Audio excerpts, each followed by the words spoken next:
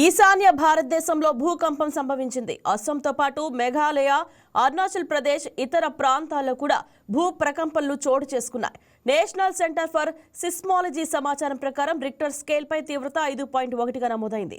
ఉదయం 4:17 ప్రకంపనలు చోటు చేసుకున్నాయి. త్రిపురలోని గోమతిలో 3.9గా తీవ్రత నమోదైంది. మెరిగావ్కు 50 కిలోమీటర్ల దూరంలో భూకంప కేంద్రాన్ని గుర్తించారు. దీని ప్రభావంతో మేఘాలయలో కూడా వివిధ చోట్ల స్వల్పంగా భూమి కంపించింది.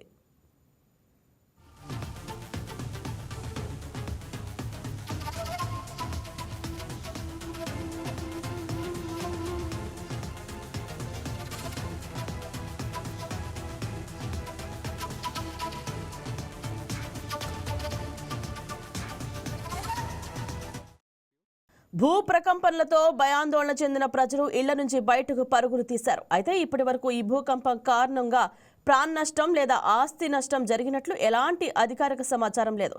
స్థానిక అధికారులు వివరాలు సేకరిస్తున్నారు.